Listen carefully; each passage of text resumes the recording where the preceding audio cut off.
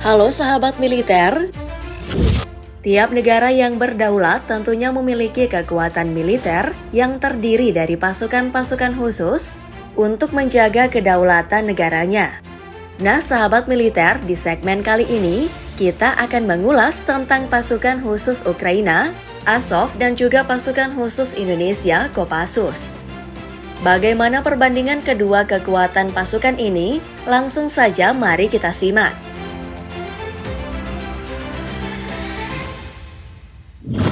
Sejarah. Detasemen Operasi Khusus Azov yang bermarkas di Ursuf, wilayah sebelah selatan Ukraina ini, awalnya dibentuk sebatas milisi sukarela saja pada tanggal 5 Mei 2014. Akan tetapi setelah kurang lebih 6 bulan beroperasi, akhirnya pada 14 November 2014 resmi dimasukkan ke dalam Garda Nasional Ukraina, di mana secara otomatis pasukan ini berada di bawah garis komando Menteri Dalam Negeri Ukraina. Korps yang memiliki warna kebesaran biru dan emas ini pertama kali dibentuk dan dipimpin oleh Andriy Bialysky. Tujuan tak lain adalah sebagai gerakan milisi sayap kanan yang berideologi neonazi. Selanjutnya melangkah ke Korps Khusus Kebanggaan Tanah Air, siapa lagi kalau bukan Kopassus. Pasukan ini merupakan bagian dari TNI Angkatan Darat yang kerap dijuluki pasukan Baret Merah. Cikal bakal korps ini tepatnya pada tanggal 16 April 1952 silam, Kolonel Alexander Evert Kawilarang membentuk Kesatuan Komando Tentara Teritorium 3 Siliwangi. Hal ini didasarkan pengalaman kesulitan menghadapi pasukan komando RMS bersama dengan Letkol Slamet Trijadi. Maka beliau pun bercita-cita untuk mendirikan komando yang dapat bergerak cepat dan tangkas.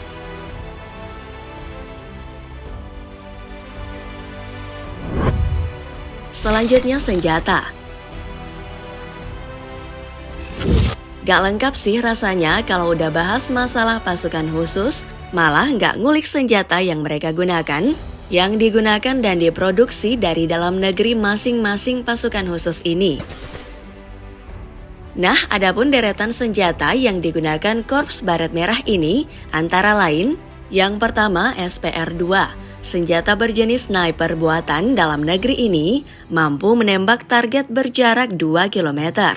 Dengan amunisi kaliber 12,7 x 99 mm, pelurunya mampu menembus kendaraan lapis baja jika ditembakkan dari jarak tertentu. Senjata yang diproduksi PT Pindad ini memiliki 3 efek, yakni menembus, membakar, dan juga meledakan.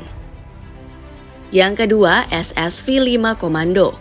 PT Pindad secara khusus membuat senjata jenis senapan serbu ini guna memenuhi kebutuhan Kopassus. Memiliki amunisi kaliber 5,56 x 45 mm, didesain agar lebih nyaman dipakai, serta dilengkapi laras yang lebih pendek dan juga bobot yang lebih ringan.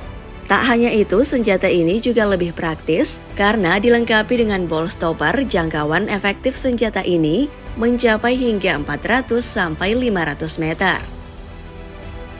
Yang ketiga, Pindad Komodo. Sebagai satuan khusus untuk menunjang mobilisasi pasukannya, Pindad Komodo produksi karya anak negeri yang rilis di tahun 2012 silam. Tak kalah alutsista dengan buatan luar negeri. Dengan kekuatan 215 horsepower dan turbocharger intercooler, tentu sangat menunjang mobilitas dalam pertempuran. Sementara yang dimiliki Korps Pasukan Khusus Ukraina sendiri gak kalah juga loh sahabat militer. Lihat aja nih, yang pertama ada Zbrojar Z008. Perusahaan senjata asal Ukraina Zbrojar memproduksi senjata berdasarkan perubahan desain pemesan. Seri Z008 dengan kaliber 7,62 x 51 mm adalah Tactical Pro, Hunting Pro, Vermin, dan juga Branches. Yang kedua ada Tasko 7ET3. Senjata ini diproduksi Ukraina, diadopsi untuk subunit khusus dan juga anti-teroris Ukraina. yang memiliki amunisi 12,7 kali 108 mm dengan kemampuan mampu menembus kendaraan lapis baja ringan dengan radius jarak hingga 2000 meter. Yang ketiga ada Bogdan Bars 8, kendaraan berjenis protected cars yang bermarkas di Cherkasy, Ukraina ini sangat efisien digunakan dalam pertempuran karena mampu mencapai kecepatan maksimal hingga 110 km per jam dan juga dapat menampung muatan dengan beban hingga 1000 kg.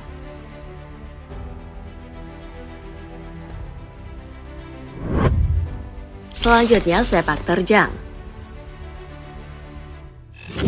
Walaupun pasukan khusus Azov berusia kurang dari 1 dekade, namun sejak dibentuknya, tercatat beberapa kali telah terjun langsung dalam beberapa konflik.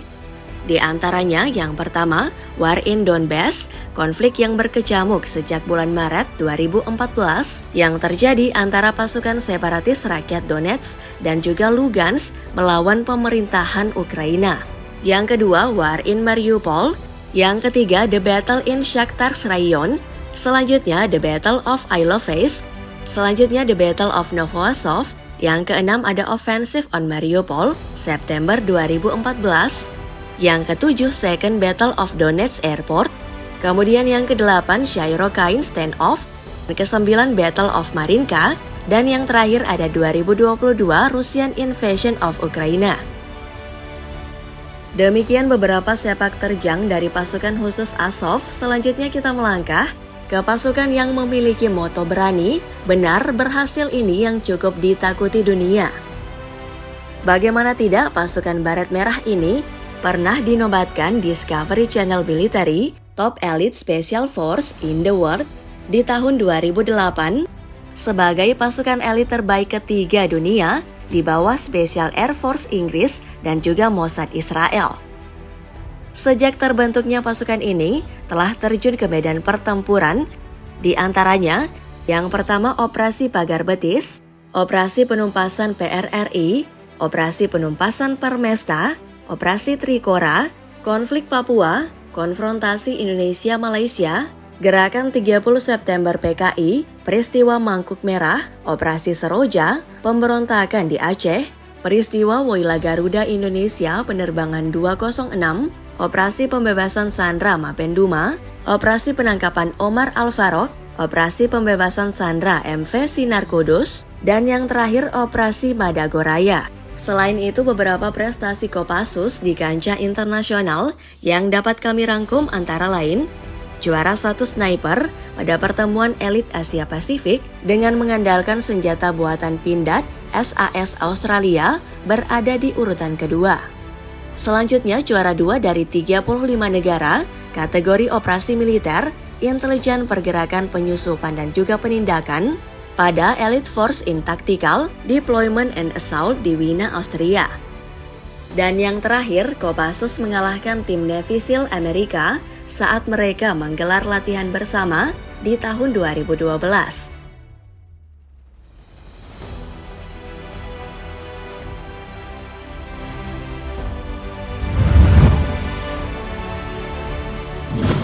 Sebagai pasukan yang telah syarat pengalaman dan segudang prestasi, tentunya Kopassus masih unggul bila dibandingkan dengan pasukan yang juga memiliki julukan Men in Black ini. Demikianlah perbandingan dari kedua pasukan khusus, Azov dan juga Kopassus. Semoga apa yang telah kami sajikan dapat menambah wawasan sahabat militer ya. Jangan lupa like dan share video ini. Sampai jumpa di video selanjutnya. Thanks for watching.